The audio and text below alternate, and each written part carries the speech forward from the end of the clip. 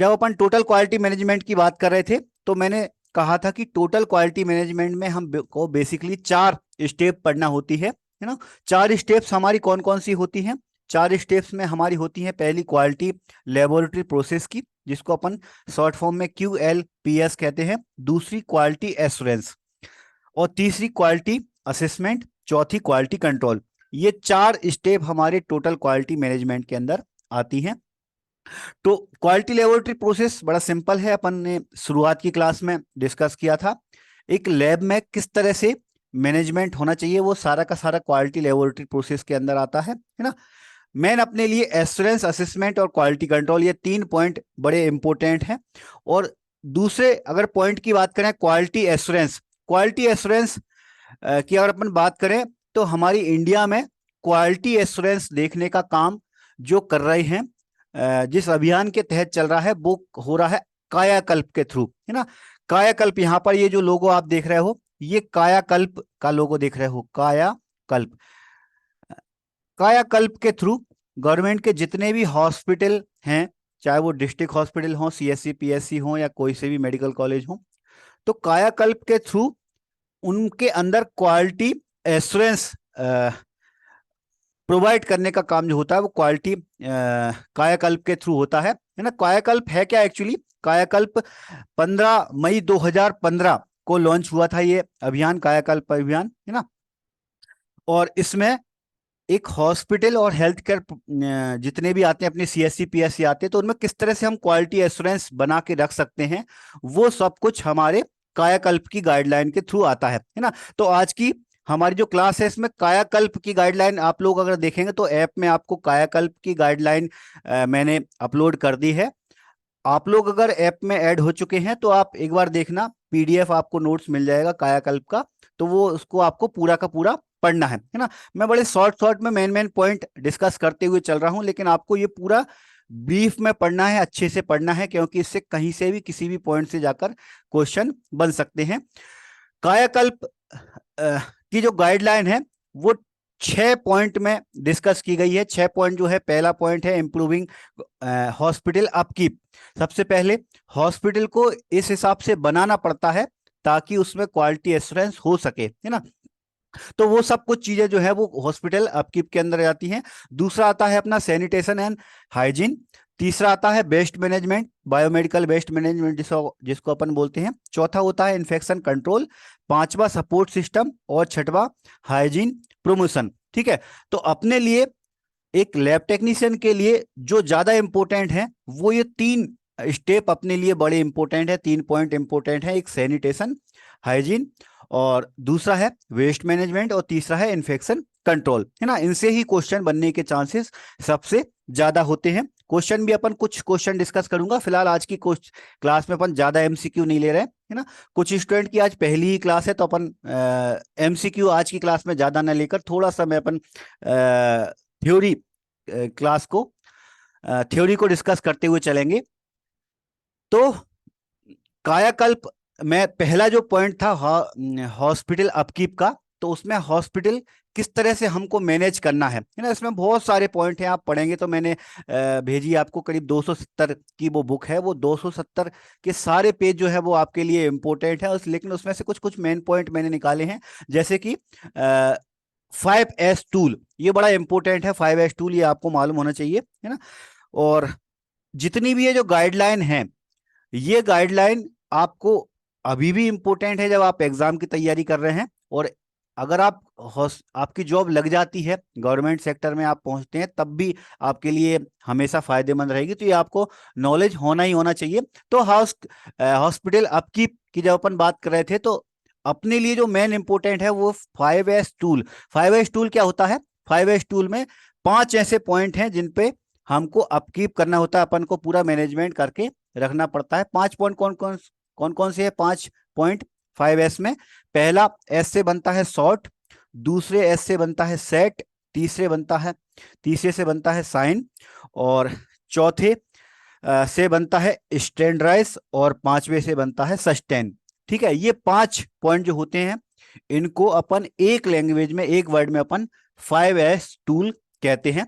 5S tool sort, set, shine, standardize और sustain, इसका मतलब क्या है? इसका मतलब ये है, इसको थोड़ा सा एक्सप्लेन कर लेते हैं। पहला पॉइंट है अपना सॉर्ट। सॉर्ट का मतलब है identify and remove unwanted unused item from the work place and reduce clutter.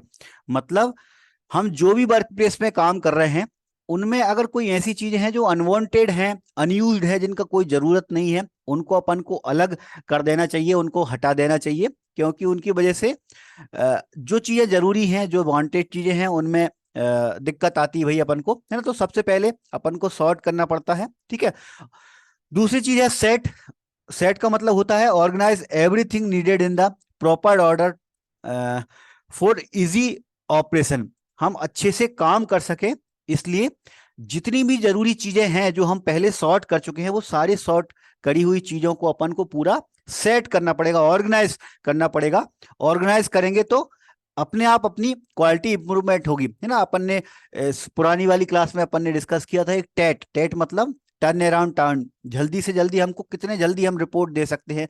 तो वो कब पॉसिबल होगा? जब हम जितनी भी हमारी जरूरी चीजें हैं, वो हमको पूरा ऑर्गेनाइज करना पड़ेगा। जैसे मान लो किसी का पीएस फेयर कमेंट आया अगर रिक्वेजिशन फॉर्म में, और हमको स्लाइड ही नहीं मिल रही स्लाइड बनाने के लिए, और ढूंढे जा रहे हैं अपन 15-20 मिनट तक, तो अपना टेट लंबा चला जाएगा, है ना। तो वो जरूरी है कि अपन को सारी जो जरूरी चीजें हैं उनको अपन को ऑर्गेनाइज करना पड़ेगा। तीसरे नंबर पे आता है साइन। साइन का मतलब होता है कि अपन को पूरा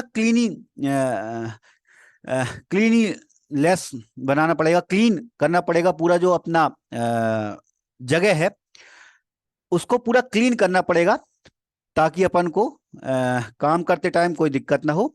चौथे नंबर पे स्टैंडर्डाइज। स्टैंडर्डाइज का मतलब जो इस तरह से हमने पूरी प्रोसेस बनाई है सॉर्ट की, सेट की, साइन की, ये अपन को अपनी आदत में लाना पड़ेगा। डेली की डेली अपन को यही करना पड़ेगा, ताकि ये करने से अपना लेबोरेटरी का जो प्रोसेस है पूरा स्टैंडर्डाइज होगा। और फिर पांचवें नंबर पे आता है सस्टेन। सस्टेन का मतलब ये फिर हमको आगे बना के भी रखना पड़ेगा। तो इसको अपन शॉर्ट फॉर्म में 5S टूल कहते हैं। ये बड़े इंपॉर्टेंट टूल होते हैं, ठीक है। चलो, तो मैं आप लोगों के, बहुत सारे लोगों के मैसेज हैं, आवाज नहीं आ रही। एक स्टूडेंट का मैसेज है, किसी को और को दिक्कत हो, अगर आवाज नहीं आ रही हो तो बताएं। आवाज प्रॉपर है भाई?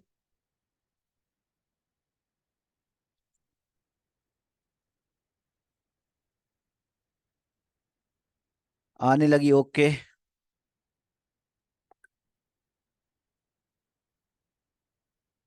चलो क्लियर है, ओके, कंटिन्यू करते हैं भाई, है ना। 5S टूल के बाद में दूसरा आता है अपना चेन ऑफ इन्फेक्शन का। इससे क्वेश्चन, अभी जो ईएसबी का एग्जाम था उससे क्वेश्चन बना था कि ससेप्टिबल होस्ट क्या होते हैं, ये क्वेश्चन एग्जाम में बना था, है ना। तो कहने का मतलब क्या है, आज की जो क्लास है वो एक्चुअली मैं थोड़ी सी गाइडेंस आपको दे रहा हूँ।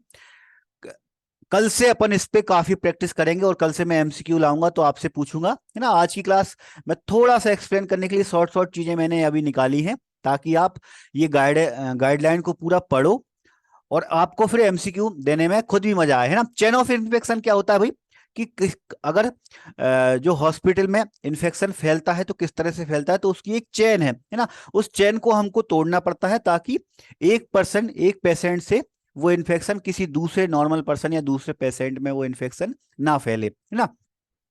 और क्या होता है भाई, जैसे बैक्टीरिया, वायरस वगैरह है ना, ये किसी को अगर इन्फेक्ट करते हैं, तो इन्फेक्ट अगर जिसको किया है उसको अपन रिजर्वर होस्ट कहते हैं, है ना। इससे क्वेश्चन बन जाते हैं। क्वेश्चन किस तरह से बनेंगे, ये फिलहाल मैंने आज की क्लास में ज्यादा क्वेश्चन नहीं लिए, 2-3 क्वेश्चन सिर्फ लिए एग्जाम्पल के तौर पे। कल अपन एमसीक्यू, कल की जो हमारी क्लास होगी वो पूरी एमसीक्यू की क्लास होगी। आप आज पूरा, आपका होमवर्क रहेगा कि आप कायाकल्प की गाइडलाइन पूरी पढ़ें, और कल फिर अपन एमसीक्यू करेंगे, ठीक है। तो कोई भी अगर बैक्टीरिया, वायरस वगैरह है ना, इन्फेक्शियस अगर एजेंट है, तो वो अगर किसी में एंटर करेगा तो उसे इन्फेक्शन होगा। फिर बाद में अगर जो पेशेंट है जिसको ये इन्फेक्शन हुआ है, किसी तरह से अगर वो खांसता है, छींकता है, तो ये जो जम्स हैं वो बाहर निकलते हैं, तो इसको अपन जम्स आउट कहते हैं। फिर यही जम्स जो होते हैं वो आसपास के एरिया में, आसपास का जो एटमॉस्फेयर है उसमें फैल जाते हैं, ठीक है। और फिर किसी दूसरे पर्सन को कांटेक्ट के थ्रू, ड्रॉपलेट के थ्रू किसी दूसरे पर्सन को इन्फेक्ट करते हैं, है ना। फिर जब वो इन्फेक्ट हो जाता है पेशेंट, तो ये या पर्सन, तो ये बार बार जो चेन है वो बार बार चलती रहती है और इन्फेक्शन ज्यादा से ज्यादा लोगों में फैलता रहता है। तो ये जो चेन है इसको अपन चेन ऑफ इन्फेक्शन कहते हैं। इनमें से अपन किसी भी एक चेन को अगर तोड़ दें तो इन्फेक्शन जो होता है थोड़ा सा कंट्रोल हो जाता है, मतलब ज्यादा लोगों में नहीं फैलता है। ठीक है, और ये हम चैन तोड़ेंगे कैसे? ये तोड़ेंगे हम सैनिटाइजेशन के थ्रू, है ना। क्लीन, अपना जो एनवायरनमेंट है उसको क्लीन करेंगे, है ना। इसमें एक क्वेश्चन ईएसबी से आया था कि ससेप्टिबल होस्ट कौन से होते हैं। ससेप्टिबल होस्ट ऐसे होते हैं जो पहले से ही पेशेंट हैं या पहले से जिनकी इम्यूनिटी कमजोर है, अगर वो इनको इन्फेक्शन हो गया तो वो बाद में फिर वो स्प्रेड नहीं कर पाते, खुद ही उनकी डेथ हो जाती है, डेथ हो जाए वगैरह, है ना। या उनसे बैक्टीरिया वायरस अगर आगे नहीं ट्रांसमिट हो पाए तो उनको अपन ससेप्टिबल होस्ट कहते हैं, जो ज्यादातर ज्यादा ससेप्टिबल होते हैं। ठीक है, ये हमारी चेन ऑफ इन्फेक्शन कहलाती है। ठीक है, चलो कुछ क्वेश्चन मैं लेके चलता हूं ताकि अपनी आज की क्लास भी थोड़ी सी मजेदार लगे। चलो, तो पहला क्वेश्चन आपकी क्लास स्क्रीन पे दिख रहा होगा आपको। Medical offices are disinfectant with dead desk. ये इस तरह का क्वेश्चन अभी ईएसबी ने भी पूछा था कि मेडिकल जो हमारे ऑफिसेस होते हैं वो हम किस चीज से क्लीन करते हैं, किस चीज से हमको क्लीन करना चाहिए। आवाज नहीं आ रहा मयंक, सबको आ रहा है मयंक?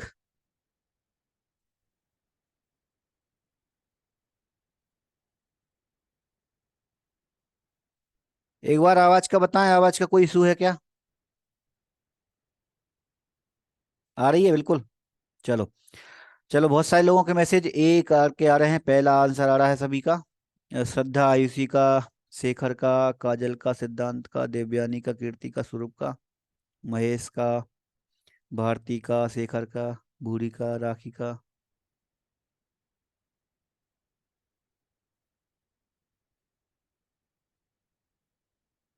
कुछ लोग ऐड नहीं हुए हैं निधि ऐप पे, कुछ लोग हो सकता है आप भी नहीं ऐड पाए हो पाए होंगे, मैं आज नाइट में ऐड कर दूंगा, है ना। कुछ 8-10 लोग रह गए हैं। ठीक है, चलो कोई दिक्कत नहीं, जो लोग नहीं ऐड हो पाए वो ऐड हो जाएंगे। ठीक है, चलो अपन आगे बढ़ते हैं। देखो, इस तरह का क्वेश्चन है कि ईएसबी में अभी जो लेटेस्ट एग्जाम हुआ था उसमें भी ये क्वेश्चन आया था कि मेडिकल जो ऑफिसेस होते हैं वो हमें किस चीज से क्लीन करना चाहिए। और अगर आप ये गाइडलाइन पढ़ेंगे, है ना, जो कायाकल्प की गाइडलाइन है जो मैंने अपलोड की है, तो उसमें आप पढ़ेंगे कि जो हमारे ऑफिसेस होते हैं, ऑफिस मतलब जहां पर अपन टेस्टिंग वगैरह नहीं करते, तो उसको अपन को क्लीन करने के लिए क्वेट का यूज करना चाहिए। अब ये क्वेट है क्या? क्वेट मतलब होता है quaternary ammonium compound. Quaternary amount ammonium compound जो होते हैं उनको अपन शॉर्ट फॉर्म में क्वेट कहते हैं, है ना। ये कैसे होते हैं? ये डिसइंफेक्टेंट केमिकली होते हैं जिनसे पोंछा वगैरह अपन मेडिकल ऑफिस में लगाते हैं, जो कॉमनली जो पोंछा होते हैं, है ना। अब सोडियम हाइपोक्लोराइड जो होता है ये भी एक डिसइंफेक्टेंट है, लेकिन इसकी जरूरत नहीं होती, ऑफिसेज वगैरह जो होते हैं उसमें जरूरत नहीं होती। आप पूरी गाइडलाइन पढ़ेंगे तो सारी गाइडलाइन में कौन सी जगह को किस चीज से क्लीन करना चाहिए, है ना। डिसइंफेक्टेंट की एक काफी लंबी लिस्ट है, मैं थोड़ा सा खोल के भी दिखा दूंगा वो लिस्ट को, है ना। ये आप देख रहे हैं मेडिकल जो हमारे हॉस्पिटल वगैरह होते हैं तो उनमें डिसइंफेक्टेंट हम यूज करने के लिए इतने सारे में से कोई सा भी अपन डिसइंफेक्टेंट यूज कर सकते हैं। जैसे कि आप देखो, है ना, पहले नंबर तो सोप है, इसको छोड़ दो, सोप तो अपना कॉमनली हैंड वॉश वगैरह के लिए यूज होता है। दूसरे नंबर पर एल्कोहल होता है, 90% एल्कोहल, इसमें आइसोप्रोपिल एल्कोहल का अपन ज्यादातर यूज करते हैं। दूसरे नंबर पे क्वाटनरी अमोनियम कंपाउंड, जिसे अपन ने थोड़ी देर पहले बात की कि नॉर्मल जो हमारे ऑफिस वगैरह होते हैं, टेबल होते हैं, चेयर होते हैं, उनको क्लीन करने के लिए अपन क्वेट का यूज करते हैं। थर्ड नंबर पे आता है क्लोराइन, क्लोरीन एंड क्लोरीन के कंपाउंड। चौथे नंबर पे आता है NaDCC, सोडियम डाइक्लोरो आइसोसाइनुरेट, ये जो होता है ये भी एक डिसइंफेक्टेंट होता है। फिर अगला है कैल्शियम हाइपोक्लोराइड। सोडियम हाइपोक्लोराइड सबसे ज्यादा यूज जो होता है वो सोडियम हाइपोक्लोराइड का ही सबसे ज्यादा हॉस्पिटल में यूज किया जाता है। फिर आप आगे है फिनोलिक, और फिर है एल्डिहाइड। एल्डिहाइड नॉर्मली गैस के फॉर्म में अपन सैनिटाइज करने के लिए यूज करते हैं। और सबसे आखिरी में है हाइड्रोजन पेरोक्साइड। तो आप ये देख रहे हो करीब 7-8 डिसइंफेक्टेंट जो हैं वो हम हॉस्पिटल के अंदर यूज कर सकते हैं। इनका जो यूज है वो अलग अलग जगह पर अलग अलग है। ये आपको पूरी गाइडलाइन आप पढ़ेंगे, पूरी गाइडलाइन में आप टेबल पढ़ेंगे तो टेबल में आप पढ़ेंगे कि कौन से डिसइंफेक्टेंट का यूज हमको कहाँ पर करना चाहिए। ठीक है, अभी फिलहाल मैंने शॉर्ट में आपको बताया है। ठीक है, तो हमारे जो ऑफिस वगैरह होते हैं उनमें जो गाइडलाइन हमारी है वो गाइडलाइन कहती है कि हमको क्वेट का यूज करना चाहिए।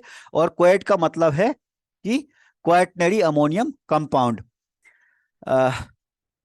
हाँ, लिंक से ज्वाइन किया, कोई बात नहीं निधि, है ना। अभी मैंने छोटी सी क्लास ही रखी है क्योंकि कुछ स्टूडेंट को दिक्कत है, बहुत सारे ऐप नहीं हो पाए, कोई दिक्कत नहीं। चलो आगे बढ़ते हैं अपन। अ, चलो अगला क्वेश्चन है हमारा, which system is used for cleaning hospital and health care facility. हमको हॉस्पिटल जो हमारे होते हैं उनको क्लीनिंग करने के लिए हम कौन सा सिस्टम यूज करते हैं, ये आपको बताना है। ऑप्शन देखें, ऑप्शन में पहला लिखा है 3 बकेट सिस्टम, दूसरा लिखा है 3 केमिकल सिस्टम, तीसरा लिखा है 3 वॉशेस सिस्टम, और चौथा लिखा है 3 मोप सिस्टम। तो ये 4 ऑप्शन आपके सामने हैं। हमारे जो हॉस्पिटल होते हैं हम किस सिस्टम के थ्रू क्लीनिंग करते हैं, गाइडलाइन के थ्रू। गाइडलाइन हमें क्या बोलती है कि कौन सा सिस्टम आपको यूज करना है, पड़ा करना चाहिए। चलो राखी का बी आ गया है, दिव्यानी का बी, श्रद्धा का ए है।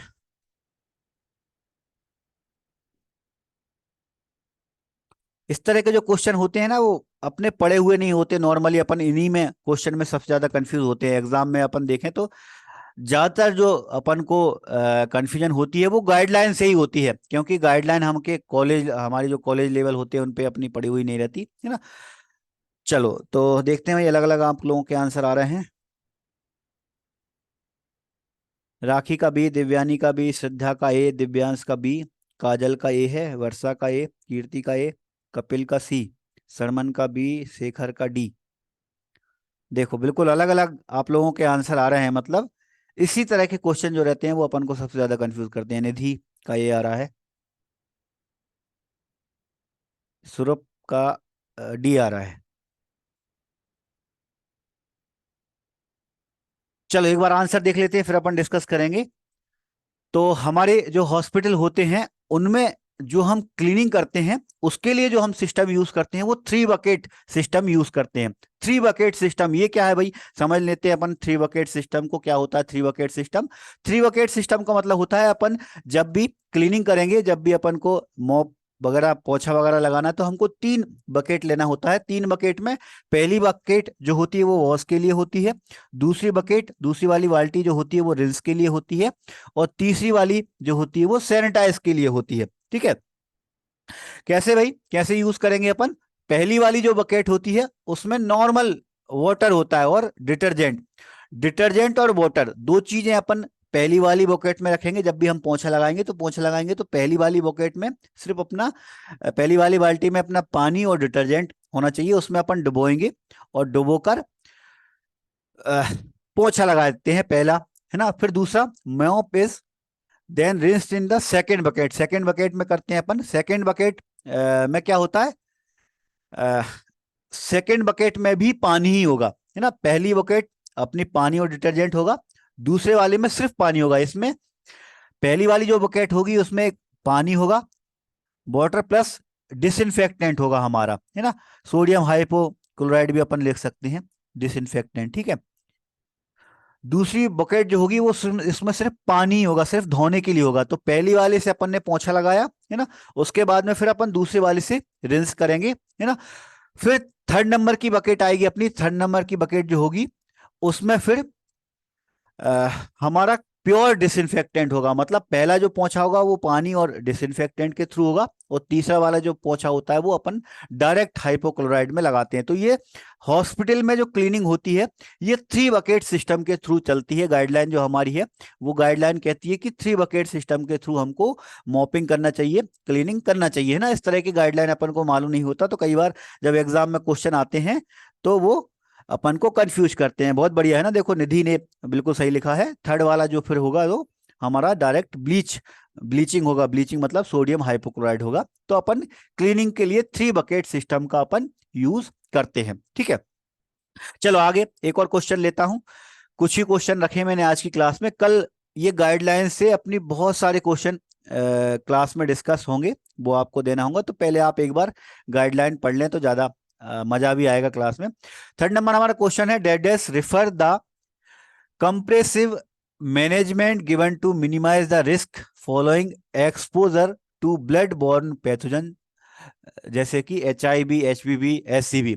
इसका मतलब क्या है क्वेश्चन का मतलब है कि HIV, HbSAg और SCB वगैरह जो होते हैं ब्लड बॉर्न पैथोजन, तो उनको रिस्क मिनिमाइज करने के लिए, एक्सपोजर को मिनिमाइज करने के लिए हम क्या यूज करते हैं, ये आपको बताना है। ऑप्शन देखें आप, ऑप्शन में पहला लिखा है पोस्ट एक्सपोजर प्रिपरेशन, दूसरा लिखा है पोस्ट एक्सपोजर प्रिवेंशन, तीसरा लिखा है पोस्ट एक्सपोजर प्लानिंग और चौथा लिखा है पोस्ट एक्सपोजर प्रोफाइलेक्सिस। ये आपको बताना है ना। ब्लड बॉर्न पैथोजन से रिस्क को मिनिमाइज करने के लिए, मैनेजमेंट करने के लिए हम कौन सी गाइडलाइन फॉलो करते हैं। एक्चुअली ये गाइडलाइन है, इनमें से एक गाइडलाइन का नाम आपको बताना है। भारती का आ गया है आंसर डी, डी का बी, सिद्धांत का सी आ गया।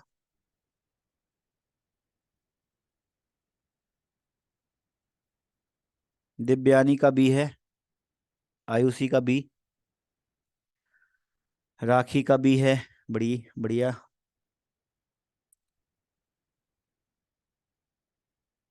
मोनालिसा का बी है, कपिल का बी, दिव्यांश का बी, पिंकी का बी, भूरी का बी है, वर्षा का बी, सरमन का बी है।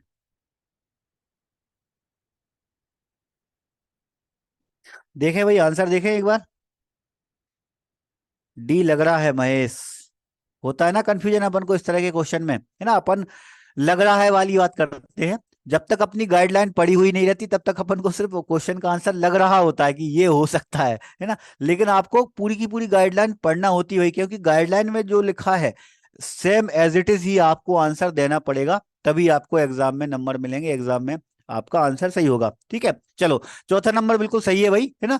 पोस्ट एक्सपोजर प्रोफाइलेक्सिस, ये पूरी गाइडलाइन है। इसका मतलब क्या है कि HIV, HbSAg जैसे निडलिस्टिक इंजरी हो गई है, तो निडलिस्टिक इंजरी के बाद में किसी को इन्फेक्शन ना हो, HIV, HbSAg और SCB का इन्फेक्शन ना हो, तो उसको कंट्रोल करने के लिए किसी कहीं से भी अगर एक्सपोजर हो गया है, तो एक्सपोजर के बाद में HIV, HbSAg और SCB का इन्फेक्शन ना हो, उससे बचने के लिए की पूरी गाइडलाइन है। उस गाइडलाइन को ही अपन शॉर्ट फॉर्म में PEP बोलते हैं, PE और P, है ना। PEP का जो फुल फॉर्म होता है वो होता है पोस्ट एक्सपोजर प्रोफाइलेक्सिस। ठीक है, ये पूरी गाइडलाइन है। ये गाइडलाइन भी मैंने अपलोड की है ऐप में, आप पढ़ेंगे तो आप PEP की गाइडलाइन, उसके अंदर आपको कायाकल्प के अंदर पूरी गाइडलाइन मिल जाएगी। ठीक है, चलो अभी शॉर्ट शॉर्ट में मैं कुछ कुछ क्वेश्चन लेते हुए चल रहा हूं, है ना। थोड़ा सा मैं डिस्कस कर लेता हूं। PEP की जो गाइडलाइन है उसमें लिखा है कि भाई अपन के पास इतनी चीजें होना चाहिए, फर्स्ट एड बॉक्स होना चाहिए हमारे पास, है ना। अगर किसी तरह से निडलिस्टिक इंजरी वगैरह हो गई है तो काउंसलिंग होना चाहिए।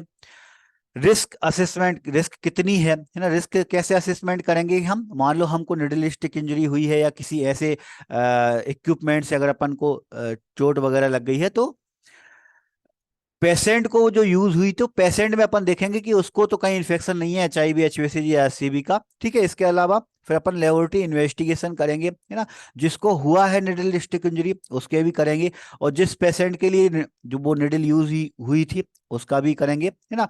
उसके बाद में फिर अपन एंटी रेट्रोवायरल ड्रग उसको स्टाफ को देते हैं, है ना। एंटी रेट्रोवायरल ड्रग अगर अपन देंगे कि ताकि उसको हेपेटाइटिस B वगैरह ना हो, वैक्सीन उसको लगाएंगे, वैक्सीन लगाएंगे उसके, ठीक है। और उसका पूरा फॉलोअप लेंगे, ठीक है। और जहां पर भी उसका इस तरह से निडल स्टिक वगैरह हुआ है तो उसको कहीं से भी दूसरी जगह पे उसको टच नहीं होने देना, फिर है ना, उस पर फिर पट्टी वगैरह अपन बांध देते हैं। तो ये पूरी गाइडलाइन है ना, ये भी गाइडलाइन आपको कायाकल्प की गाइडलाइन में पूरी मिलेगी, तो आपको ये पढ़ना है। ठीक है, ये मैं